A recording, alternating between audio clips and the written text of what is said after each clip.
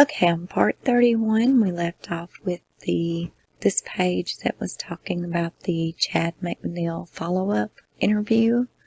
So we're going to get straight into part 32, and that is going to be an unclassified FBI report, and it's dated 9/21 of 2018. It says Christopher Watts, Chris, date of birth 5/16/1985, was interviewed at the Frederick Police Department after being advised of the identity of the interviewing agent and the nature of the interview. Chris provided the following information. Note: the below is an interview summary. It is not intended to be a verbatim account and does not memorialize all statements made during the interview. Communications by the parties in the interview room were electronically recorded via the audio and video recording by the Frederick Police Department in the interview room, and also were recorded via additional handheld audio recorder provided by the CBI. Both recordings capture the actual words spoken. Both recordings of this interview are maintained within the Frederick Police Department case file. In addition to the recorded audio and video file, the CBI has completed a transcript of the handheld audio recording of the interview. The CBI transcript is an initial draft that will be updated in the future for purpose of court proceedings. It should be noted that Coder can be heard recording a preamble to the interview on the handheld CBI audio recorder, which begins before Coder entered the interview room with Christopher Watts. The video recording begins moments later after Coder enters the room. At the onset of the interview, Special Agent Coder of the FBI notified Chris that the interview would be recorded. Chris agreed to provide a statement. Coder gave Chris a written statement sheet and requested that he write down his recollection of the events that led to the disappearance of his wife and children. A digital copy of Chris's handwritten statement is attached to this file. Chris stated that his wife Shanann was traveling in Arizona for a business convention and returned to Frederick, Colorado at approximately 2 a.m. on Monday, August the 13th. Shanann got home and got into bed with Watts upon returning home at 2 a.m. At 4 a.m., Chris woke up at his usually scheduled time and prepared to get breakfast and go to work. At 4:15 a.m., Chris went back to his bedroom and began a conversation with Shanann about their marriage, a potential divorce, and selling their house.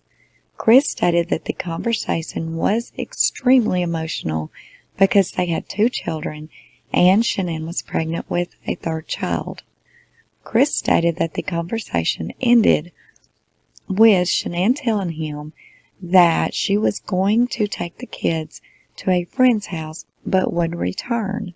At 5 a.m., Chris and Shanann finished talking, and Chris started his preparations to go to work and eat breakfast. At 5:15 a.m., Chris backed his truck up to the garage and loaded the tools and items he would need to bring to work. At 5:30 a.m., Chris departed for work. At 7:40 a.m., Chris texted Shanann and asked her where she was with the kids. At 12 p.m. noon, Chris texted Shanann and asked her to call him. At 12:10 p.m., Chris's digital doorbell notified him that Shanann's friend Nicole was at his house. At 12:20 p.m., Chris called Nicole and asked her what was going on. Nicole told Chris that she could not reach Shanann on the phone and that Shanann's shoes were next to the door and visible from the outside of the house at the front door. Nicole also told Chris that Shanann's car was at the house. At 12:40 p.m., Nicole continued to try to contact Shanann via telephone and by knocking at the door of the house. At 1 p.m., Chris stated that he began driving home to check on his family. At 2 p.m., Chris arrived home, opened the garage door, and saw that his wife Shanann and daughters Bella and Celeste, Cece, were not in the house. He stated that Shanann's wedding ring was on her nightstand, her phone was on the couch, her purse was at the house, the kids' medicine was still there, the car was at the house, and there was no sign of them being there. At 3 p.m., Frederick Police Department officers were asking Chris and Nicole questions about where Shanann was or who she could be with. At 4 p.m., Frederick Police checked neighbors' security camera and questioned neighbors. At 5 p.m., an officer, detective, and sergeant came to the house to ask questions. At 6 p.m., Chris began calling around to anyone that could know or who could have seen Shanann. He also called local hospitals and hotels. At 7:30 p.m., Chris's friends, Nick and Amanda, came to show support. At 8 p.m., Chris's friend Lauren Arnold came to show support. At 9 p.m., Chris's friends David Colon and Jeremy Lindstrom came to show support. At 10 p.m., Chris laid down and took calls from friends and family the rest of the night. Coder asked Chris about a normal day in the Watts household, and Chris described his routine for working and taking care of the girls, to include feeding time, clothing them, and reading to them. Coder asked about the day that the girls and Shanann went missing, and Chris stated that he had went to work and provided the names and the locations as survey with a corresponding number. Chris stated that he went to locations survey 319, survey 1129, and survey 1029. Chris described these locations as oil fields with his employer and a Darko. Coder stated that Chris would need to be included as a suspect in the disappearance of his daughters and wife. Coder stated that Chris seemed to be providing statements that were not completely truthful. Coder and Chris talked about Chris's marriage and the potential for infidelity. Chris stated that he was not aware of his wife being unfaithful, and he stated that he has not been cheating on her.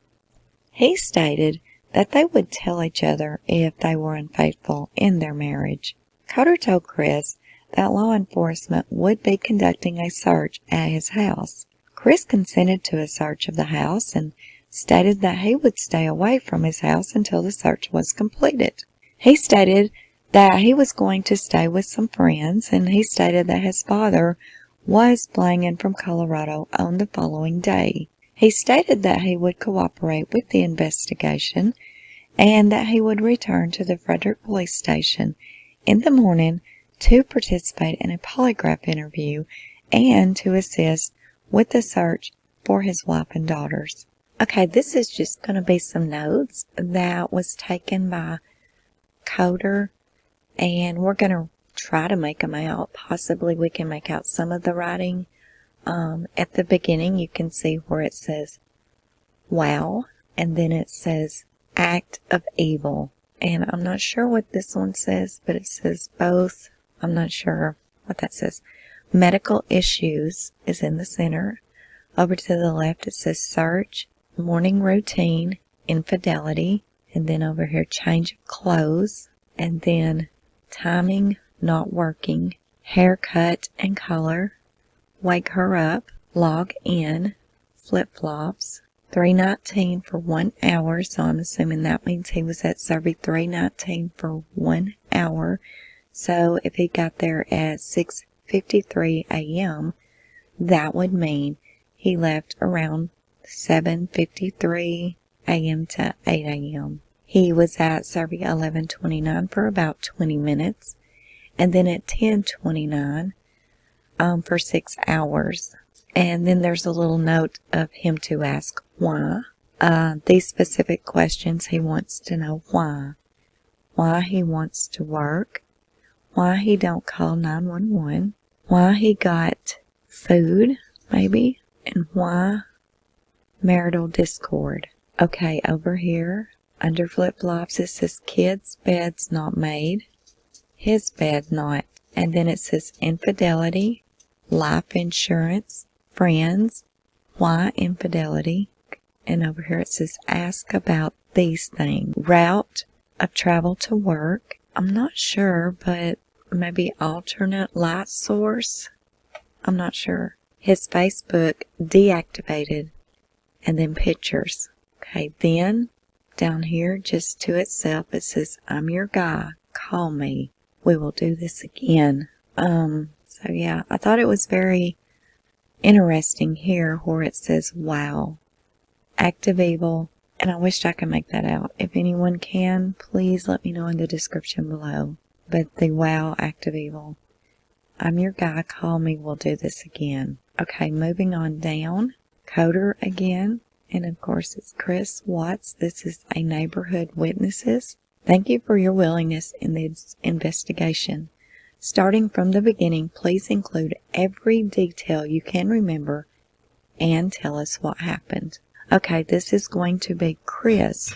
This is Chris's handwriting, and this is exactly what he wrote in the report that he could remember from that morning.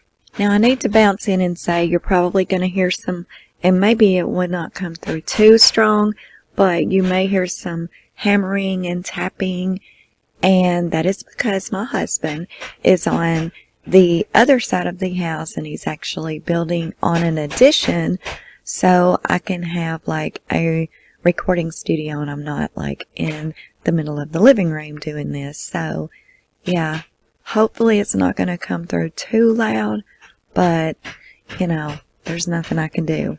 Okay, it says 1:48 a.m. Doorbell detected visitor. Neighbor's camera that faces driveway didn't pick up anyone walking up to the house. 2 a.m. Shanann gets into bed with me. 4 a.m. The alarm goes off for work, and I proceed to get ready for work. 4:15 a.m. I slide into bed and begin having a conversation with Shanann. The conversation involves putting the house up for sale. Shanann had contacted our realtor a week prior via email about this as well. The conversation also involved moving along with the separation. This was an emotional topic due to the fact we have 2 beautiful daughters and another baby on the way. We spoke about the fact that we both didn't feel that connection that we used to have. We spoke about the notion that the love that we had in the beginning was no longer there. We spoke about just staying together for the kids, but realizing that normally doesn't work. It was a very emotional conversation with crying on both parts. When I got off the bed to go downstairs, she told me she was going to a friend's house and taking the kids there, but also that she would be back. 5 a.m. Downstairs, and I made a protein shake, packed my lunch, and filled my water jug. 5:15 a.m. I backed my truck in to load up my book bag, lunchbox, water jug, container with O-ring kit, and loaded up various open-ended wrenches for my personal toolbox. 5:30 a.m. I departed for work. 7:40 a.m. text Shanann and asked if she could tell me where she was taking the kids. At 12 p.m., texted Shanann to call me. At 12:10 p.m., doorbell visitor Nicole Atkinson was at my door. 12:20 p.m., called Nicole to see what was going on, and she told me she could not get a hold of Shanann either, and that her shoes were next to the door and her car was in the garage. 12:40 p.m., a few more efforts by Nicole to reach her. 1 p.m., I'm now on my way home to check on my family. 2 p.m., I arrive home, open the garage door, and get inside the house. Shanann, Bella, and Celeste are not in the house. Shanann's wedding ring is on her nightstand. Her phone is on the couch. Her purse is still here. The medicine for the kids is still here. The car with the car seats are still here. There is no sign of them anywhere. 3 p.m. Frederick police officer and detectives are asking Nicole and I questions about where she could have gone or who she could be with. 4 p.m. Police check neighbor's security footage and question him as well. 5 p.m. Officer, detective, and sergeant come by to search the house and ask some more questions. 6 p.m. Begin calling around to anyone I know that could know something or maybe seen Shanann, calling local hotels and hospitals as well. 7:30 p.m. Friends Nick and Amanda come by to show support. 8 p.m. Friend Lauren Arnold comes by to show support. 9 p.m. Friends David Colon and Jeremy Lindstrom come by to show support. 10 p.m. I lay in bed and proceed to take calls from friends and family for the rest of the night. Okay, going down, this is Coder, another report, 9/21/18. This is going to be the transcript interview with Chris Watts. Graham Coder is the questioner, and of course the answer is Chris. Question. This is a preamble for consensual recording at the police station with Chris Watts. Time is 7:08 p.m. Thursday, August the 14th, 2018. Man. Oh man, did you see that? Have to get unintelligible. More trash can in the front yard. Man. Oh hell. Man. Oh, just like all the trash cans blew it all the way down the street. Man. Okay. Man. Unintelligible. Man. Aw, man. Here we go. Say hi. This is Graham. Man. Right? Answer. Chris. Question. Hey, good to meet you. Thanks for coming in. Graham Coder. I'm from the FBI. Answer. Okay. Question. Really appreciate it. I think you're will be able to help us. Chris. Okay. Coder. But, Chris. Alright, are we just doing it in here? Coder. Yeah, just, and then there's a little crosstalk between the two. And then Coder. That works for you? Chris. Okay. Coder. That work? Chris. Yeah, Coder. Good. Chris. Whenever anyone else comes in, I guess you'll shift them to another room or something? Man. Yeah. Chris. Okay. Man. Yeah. Coder. Yeah, alright. Man. And I don't know who the man is, it doesn't specify, so I guess, I don't know. I guess there's another man in there talking with Chris and Coder. Man. We'll put them in unintelligible. We've got another room on the other side. Okay, Coder. So what we're doing is to kind of give you an explanation. So Dave and I go back, and he's got a lot of, and by the way, that's on Chris. Oh, I was just looking around, unintelligible. Coder. Everyone who comes here is like, oh, so Dave and I go back, and he called me today and kind of let me know what's going on and said, hey man, if you want, I don't mind coming around to help. So I work missing children's cases, and I'm very sorry for what you're going through, right? I'm a father too. I'm really, really worried for what you're going through. Chris. Thank you. Coder. But I'm here to help, and I think that one of the reasons I wanted to bring you in quickly is because when your memory's fresh, with everything that happened, we're going to ask you a million questions, and unfortunately for you, we're probably going to have to talk to you like 10 times. And here's why. So, and I appreciate your willingness to help, of course. So, you know, we're going to say, hey, do you remember what you had for breakfast on Thursday?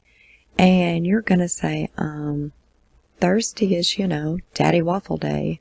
Chris, actually, I usually eat about the same thing. Coder, yeah, okay, well, and it's Chris. Yeah, I know that's weird. It's Coder. And you're gonna be, yeah, Chris. It's an app that I have. Coder, yeah, Chris, on my phone, so Coder. Oh, okay. Chris, Coder. You're pretty fit. Is it like a workout exercise? Chris, I try to eat about 5 times a day. Coder. Okay, yeah, so anyway, you're going to say that's dumb when they ask me that. Then you're going to say eggs, and we're going to say, oh, did you buy them at King Scoopers? And we're going to say, that's weird because we saw a car wreck in King Scoopers. That's weird, Things like that just seem to add up. So with that in mind, everyone we're talking to, we're asking if they'll fill this out for us. Chris, okay. Coder. Just say thank you for your willingness to help. Start from the beginning. Please include everything that you can remember and tell us what happened. Chris, okay. It looks like that's all Chris says is okay. Coder. So this way, you write it down. We have it forever. We can say, hey, where do you think they would go? And you're going to be like, well, I don't know. And well, say, oh, well, wait. Is it possible that, we set here something we can look at later so we can find it to be very, very helpful? Chris says, okay, again. Coder. So do you mind writing that right now for us? Chris, yeah. Coder. And then I'll give you as much time as you need. Chris, okay. In fact, I'm going to give these to a few other people while we're doing that, if that's all right. Chris, okay, but the Coder, you'll be all right in here alone. Chris, oh yeah, just start from when she got home that? Okay. Coder, yeah, Chris, times and everything? Coder, yeah, yes, everything. Chris, yeah. Coder, you can remember. Chris, gotcha. Coder, yeah, and then I'm just going to let you do this and that, alright? Chris, yeah. Coder, calls. Chris, can I put my name up here? Coder, yeah, please. Chris, I feel like I'm in high school again. Coder, name, date, yeah, I'm going to make sure that we get these to as many people as possible as we possibly can, as quickly as we can. Chris, okay. Coder, so I'm just going to leave you here if that's okay. Chris, yeah. Coder, and then I'll check back within a couple minutes. Chris, okay. Coder, now just because I gave you 3 or 4 pages, if it's not there, you need more paper. We got it. Chris, right? Coder, so don't worry about it. Chris, okay. Coder, oh boy, they locked me in. Chris, oh no. Coder, oh, there we go. When you're done, do you have your cell phone on you? Chris, yes. Coder, okay, when you're done, because I'm going to be just right next door, giving these to whoever else comes in. Do you have Dave's number? Chris, yeah, the one yeah. Coder, his contact, well, you just give him a call when you're done. Chris, alright. Coder, okay, thanks, sorry, I know you were in here. Chris, oh, I'm done. Coder, oh, you're done? Chris, yeah. Coder, okay, awesome. Okay, coming on down, I would like, if you can, because if you can't understand without me actually saying who's saying it, then maybe you want to look at this with me, because I think it's not really sounding right, me saying Chris, Coder, Chris, Coder, Chris, Coder. So I'm just going to read the main part of the transcript here, And if you can't understand who's saying what, then come and look at the actual transcript with me. A is Chris and Q is Coder. Okay? Okay. Cool. So what we're going to do is all the other people are going to come in. We're going to have them come in here and fill it out. And then, if it's all right, you and I are going to go over this and see if there's anything we can glean about where we go looking for your kids. All right. Is that all right? Yeah. Okay. So we'll leave these in here. Do you want to unintelligible in here? Okay. Oh boy. Shall I just put it in here? Let me have that one actually. I'll use that one.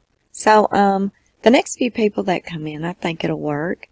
We'll have them start there, and then we'll bring everybody back in here. In the meantime, we'll just keep it going all night. Okay, well, try to keep them out of my office. I hear you. Yeah, don't have to shut. Oh yeah, yeah. Do you have a preference? Man, doesn't matter to me. Okay, all right. I'm going to go make a copy of this and we can get it together. Okay. You're good on water and food, my man. I'm all good on water, right? I'm good. Thank you, though. I'm fine right now. Thank you, though. Right. All right, let's do this. I'm going to sit next to you, so, okay, we can look at it together. So what I want you to do is, coming in, from your neighborhood, somebody saw something. Somebody knows where these kids are, and I keep saying kids, I'm sorry. The kids and your wife. It's okay. I should say, I work these quite a bit, so tonight, if I make one of those mistakes when I say kids, instead of your wife and kids, I apologize. That's fine. We work it a lot, and, So I apologize if something comes out wrong, or, anyway. So, I know you're going through a lot, so I'm not going to keep you here all night. Can we go through this? Yeah. So, okay, let's see. 148, to worry about detected visitor. What does that mean? So the doorbell has a camera on it. And when you get to a certain proximity, and when you ring it, it detects a visitor.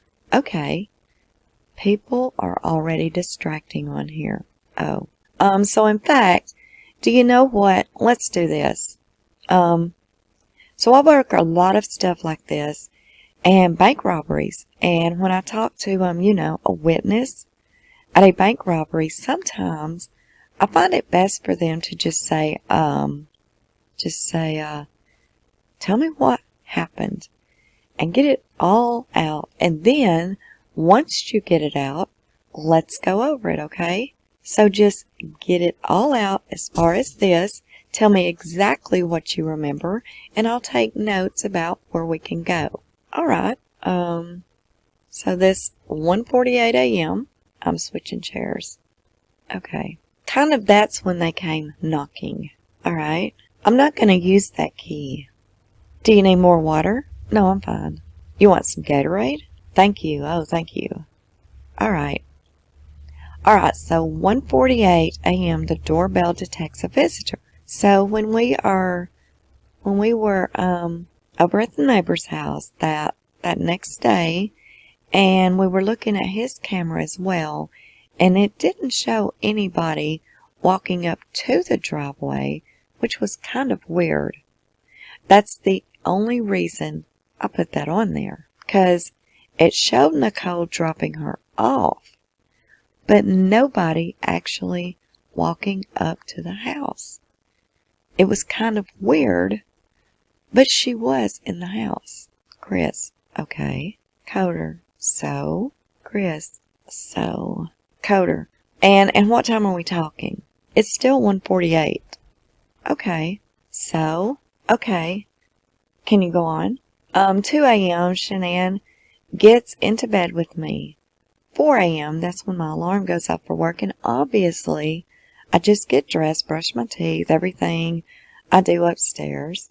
Okay. 4:15, that's when I get back, slide right into bed next to her, and started having a conversation with her about having putting the house up for sale, and talking about actually going and proceeding with the separation. Okay. And obviously it gets pretty emotional. Like, we're talking about, like, we felt this and that, and this connection was there, like falling out of love and trying to stay together, maybe just for the kids' sake. But we're realizing that doing like our home, it's not, most of the time that's not going to work. Yeah. And it gets pretty emotional because we have 2 beautiful kids and we have one on the way. So it's just a matter of it was very emotional. We were both crying, and at the end we just said, she said she was going to take the kids to her friend's house for the day and she would be back. Okay. I was like, okay, that's fine. And that's when I went downstairs to make my protein shake, and that was at about 5 a.m., and that's when I did that. Okay. I packed my lunch. I had my oatmeal, chicken. I filled my water jug up. 5:15, I went outside, back up my truck, and I loaded it up. I had my book bag, my lunch box, my computer, water jug, my big coat, big clear container. I put big clear containers in my truck so it's easy just to pull out and pull in, just depending on what I'm going to use. About moving kit, I knew I was going to do some splitting box rubbers that day. So I got some various open end wrenches from my toolbox.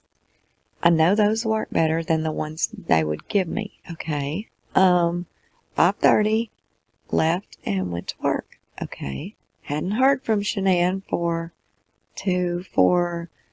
about 2 hours there. So at 7:40, I text her and ask if she can tell me where the kids were, if she took them anywhere. Nothing. Okay, let's see. At 12, I text her again. Call me. Nothing. And then at about 12:10 p.m., that's when my doorbell visitor, not visitor, another one came. It popped up on my phone and it said it was Nicole and was driving. I put her on my phone to see if she was just trying to get in or whatnot. And I hear she's on the phone trying to, I could hear her through my phone saying I get to Shanann's, and that's when I call her. Okay. I called her at 12:20, see what was going on. She told me that Shanann had not responded to any of her calls that day, or any of her friends' calls all day. Okay. And that's very strange. Just because, if she doesn't get back to me, that's fine, yeah, she gets busy with the kids, whatever. Okay. But she doesn't get back to her people, like the people she works with, direct sales. Okay. So if she doesn't get back with them, that's strange. Is she the type to answer the phone? For them, yes. Like all the time. Okay. Yeah, for me, it's just like, hey, you can wait. We'll see you later. Okay. So about 12:40, a few more efforts from Nicole to reach her while she's there, outside the house. And at 1 o'clock, that's when I left, and I was like, all right, I'm on my way down there.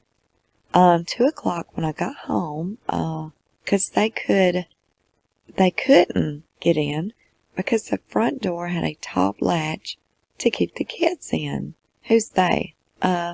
Nicole and the police officer that was there. Okay, all right. And, okay, gotcha. Yeah, so they couldn't get in because the top latch of the top latch on the front door was hinged, and the keypad on the outside does not work. to get in the garage.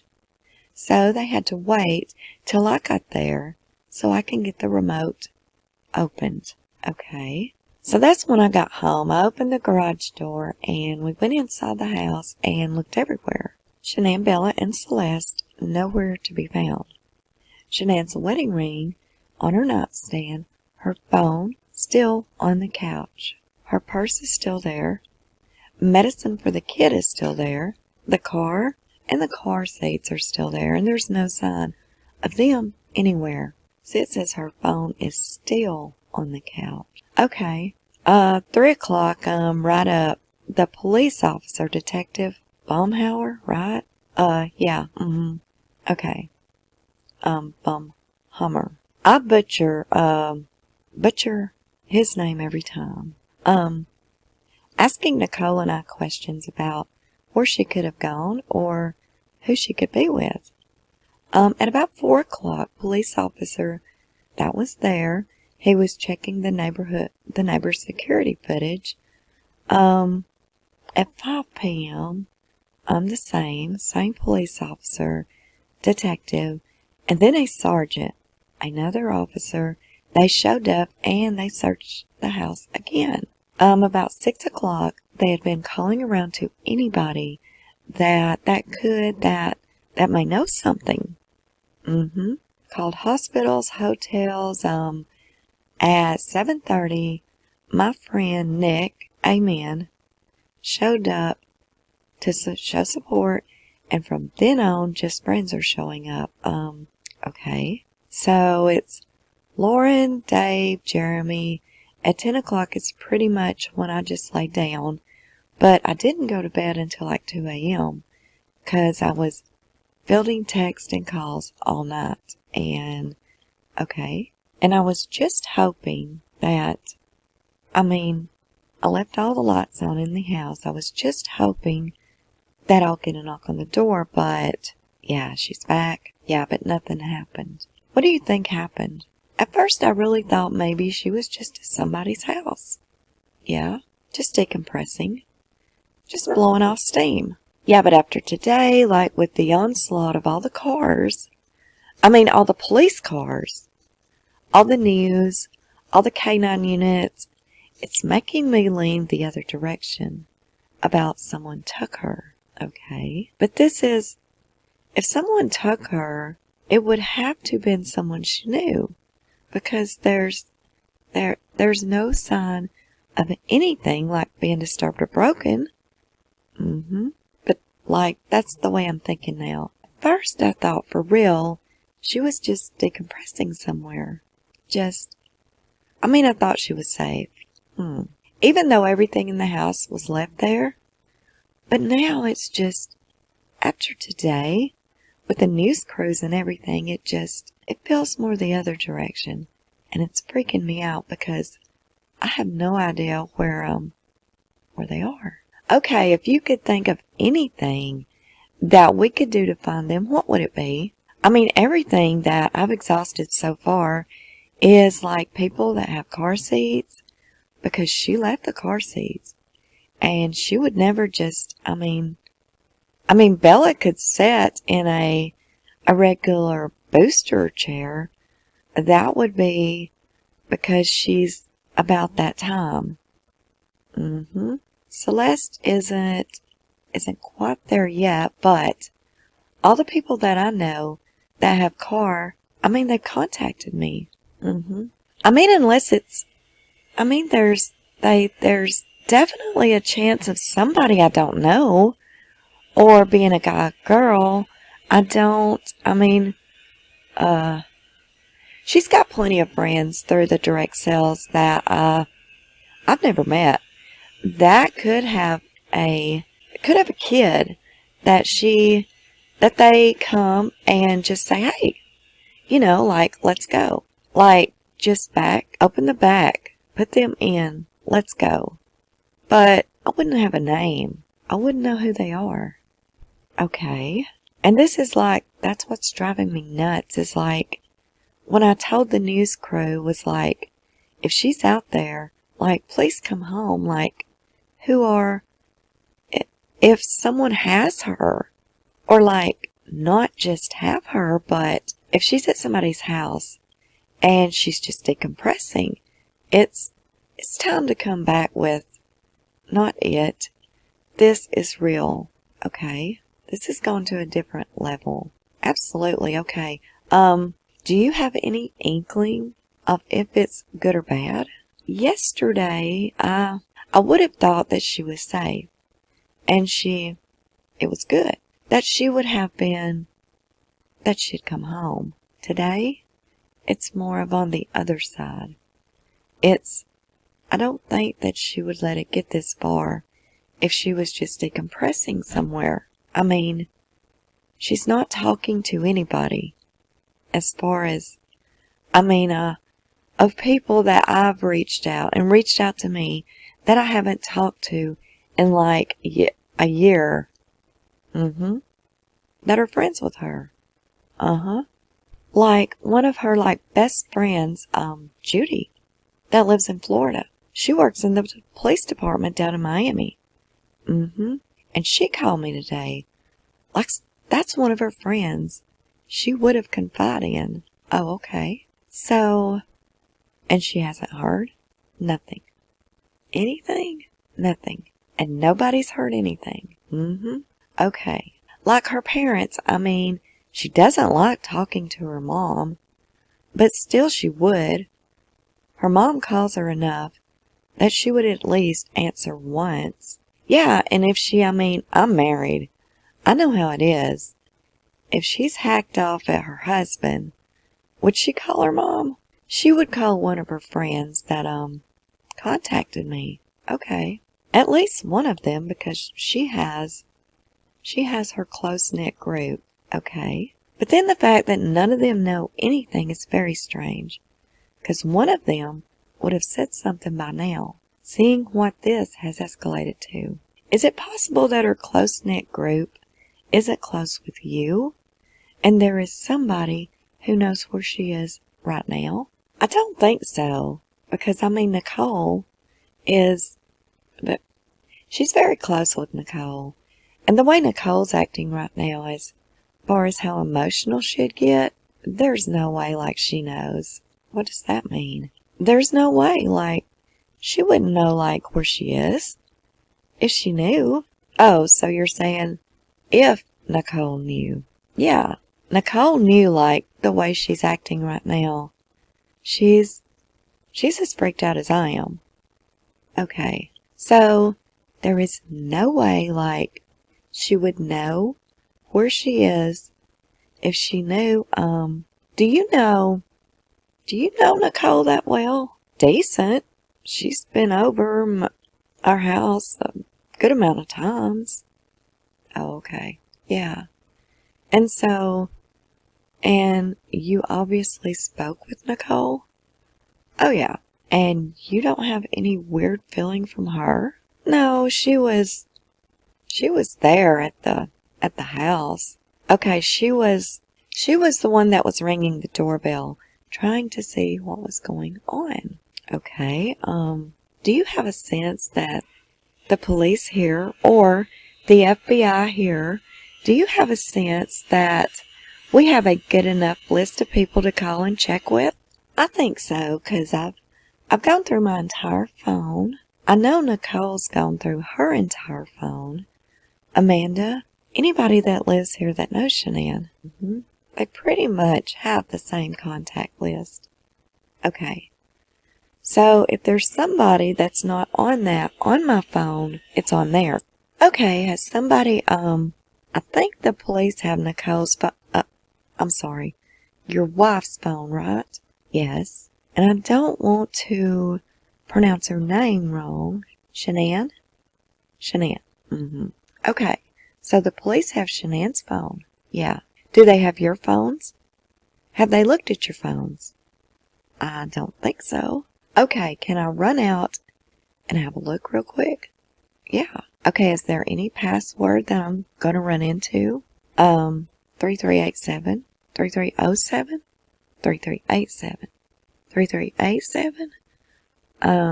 Is there any other phones we can check? Okay. when they look at this, what is the best thing that they can do to, I don't know what to say, look for these contacts. Look for this, Instagram, look for this Snapchat, you know.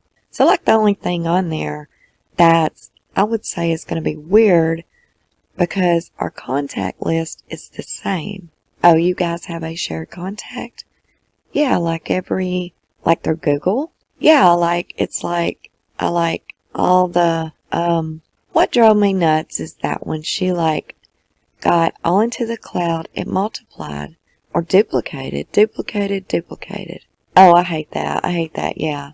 Yeah, so it's the same person over and over again. 10 people over, okay. So we had the same contact list. Okay, so I'm gonna run this out. Okay. So 330, 87. 83387. And I really want them to just not physically rip this phone apart, but really dive in. Okay. And are you okay with that? Yeah. Okay. I mean, I'm going to hand this off to somebody. Okay. All right, I'll be right back. Okay, password 3387. Okay, get that 3387, right? Are there any other phones at home that we can look at? That's the only one that I know of. That's hers and mine. Computers.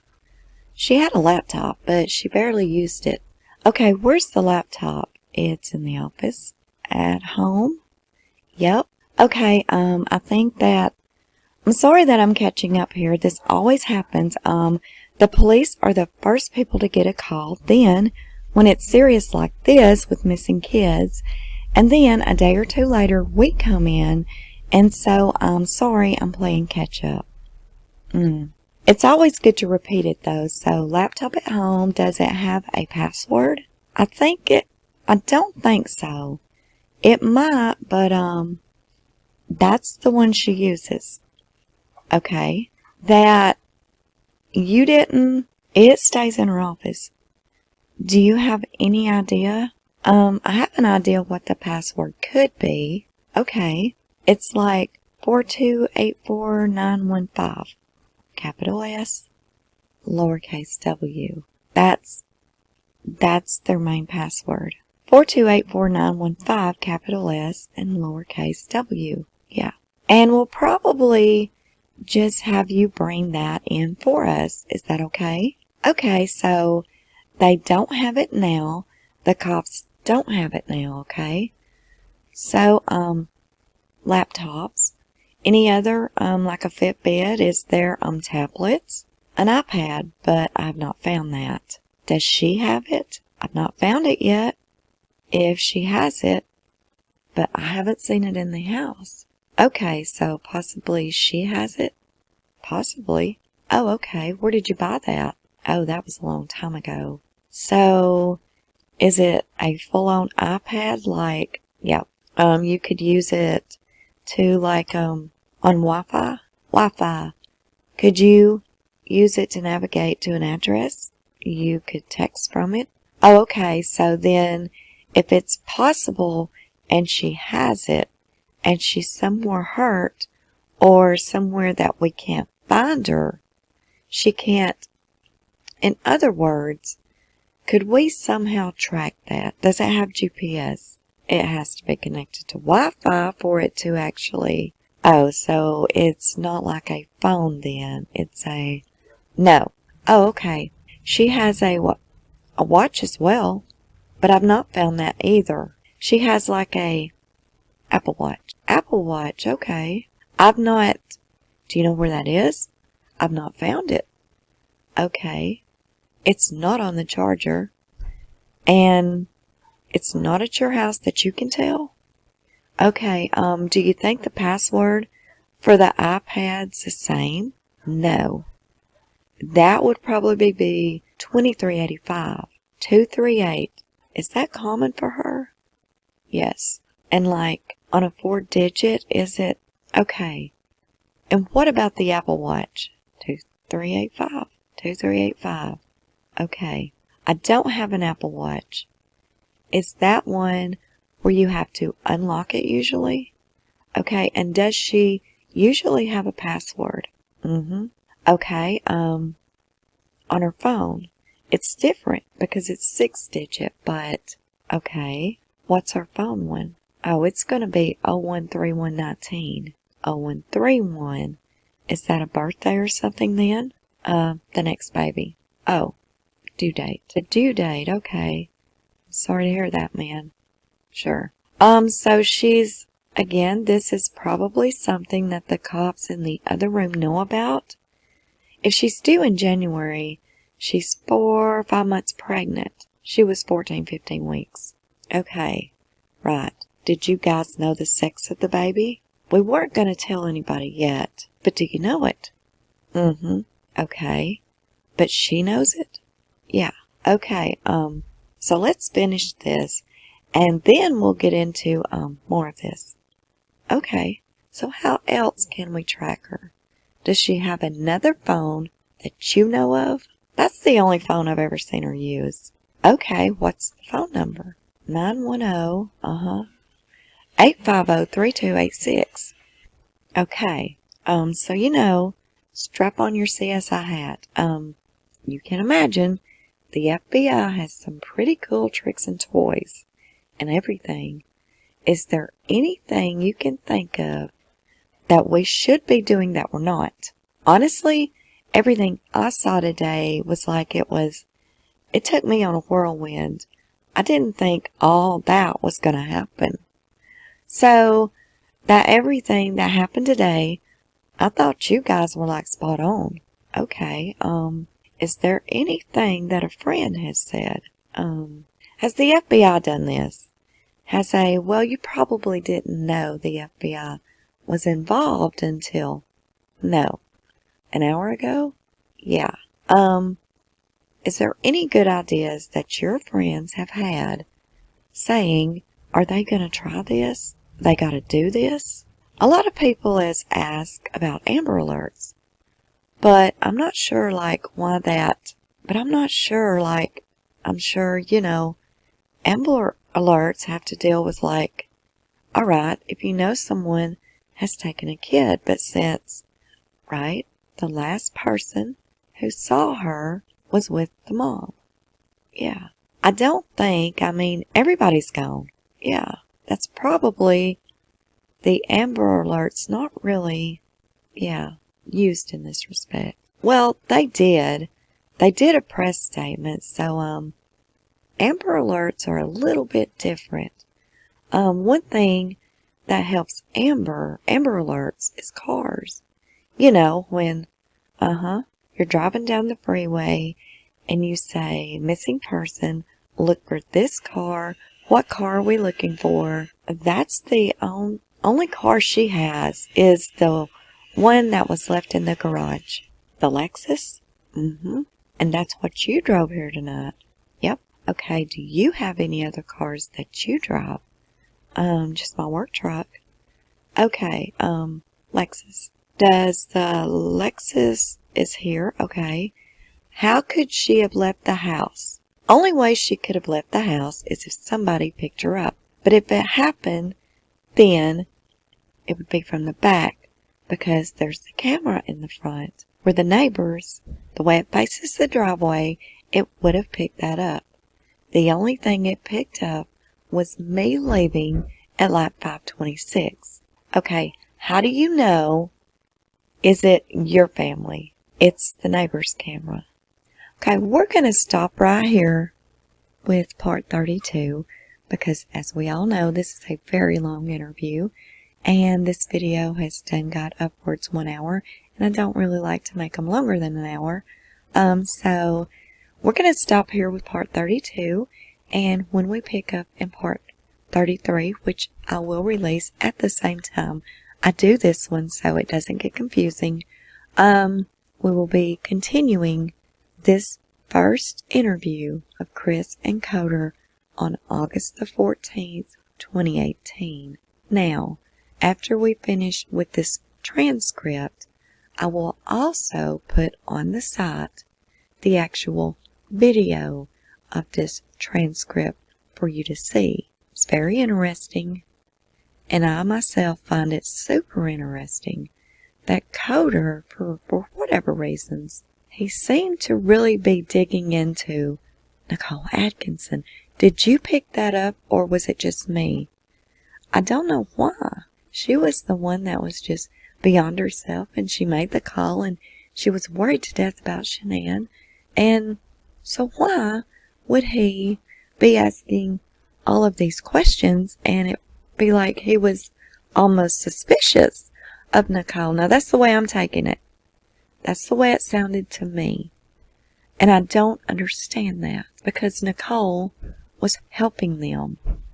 I don't know if it's because earlier, or maybe it was later, I can't quite remember, but when they did call her back to do a second interview, they needed to talk to her again, she was kind of freaking out, got extremely upset with them, and she continued to ask them, was she going to go to jail? I have no clue why she would even think that, but she was asking them that. I just don't know. But it's like Coder was really digging into Nicole Atkinson, which I find very odd. Why would he do that? Nicole was like the one that was worried to death and contacted them and the news and everybody else. So why? And then it seemed like Chris kept trying to say, or throw subtle hints out there. You know, it just seemed like he was trying to say, look at the back, look at the back. She had to went out the back. There's no cameras back there. The back. He told them this. He told news people this. I mean, he just constantly seemed like he was talking about the back. And I don't know. I just find that odd. Anyway, we'll stop here, and when we come back, we will complete this interview, and I will go ahead and put the video up as well. Okay, guys. I hope you have a great day, night, evening, wherever you may be. We would really appreciate a thumbs up if you learned anything new in this video, or if you just enjoyed listening to me read it. And until next time, this is UnJustified.